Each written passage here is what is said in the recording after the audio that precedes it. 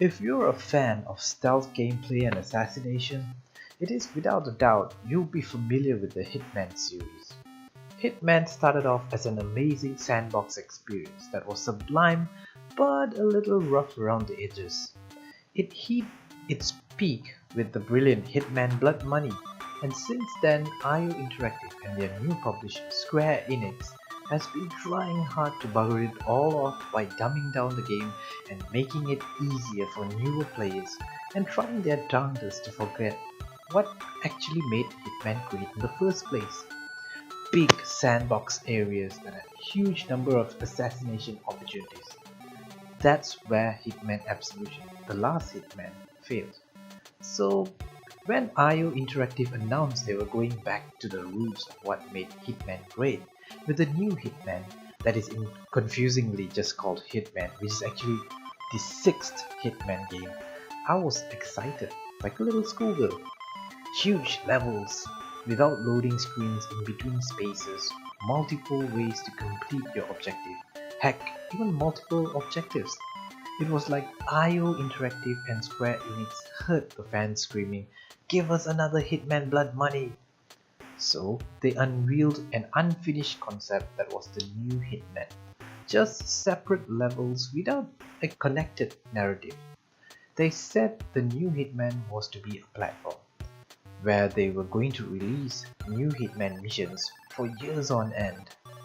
Yeah, we've all heard the great games as a platform angle.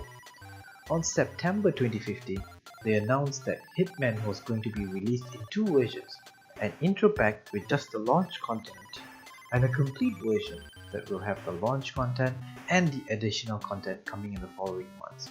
And those that buy the intro pack could upgrade to the complete pack for a small fee. On 14th January 2016, they've made a complete U-turn. Now they say Hitman will be released as episodes. The statement read, "Now, we've always said we won't put anything out until it's ready. That means what we release has to hit the quality level you have come to expect from Hitman 2. To ensure that level of quality, we made a big decision on how we're releasing Hitman. After a lot of consideration, we decided to take the full leap and publish Hitman as a truly episodic game experience with a major live component.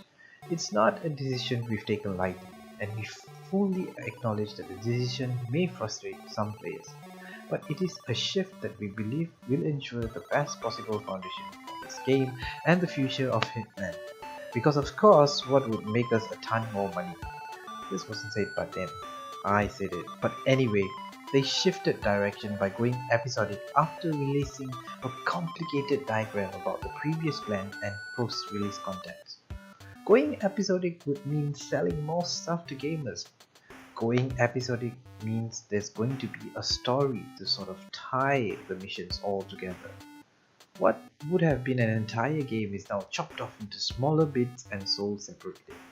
Now, I don't know for certain if it's going to be more expensive than just selling the whole thing as a single game.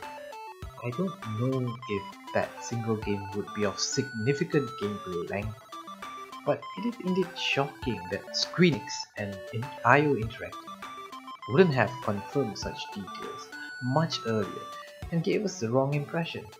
And perhaps worryingly so is this "let's figure things out as we move along" mentality. Or worse, the perception that Hitman is being rushed out of the door. A poorly thought out idea of a game that they are desperately trying to salvage. Game development takes a long time, especially when new technology is involved. It is impossible to predict the video game landscape 3 years later when a game is about to be released. Things could have changed a lot, which is why we probably haven't got a Half-Life 3, but that's another issue. You really don't want to change your business model so late in the development cycle of the game.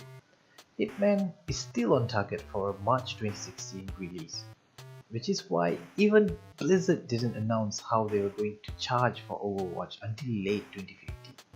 It's painful to get it wrong, so be sure when you make an announcement, it's confirmed.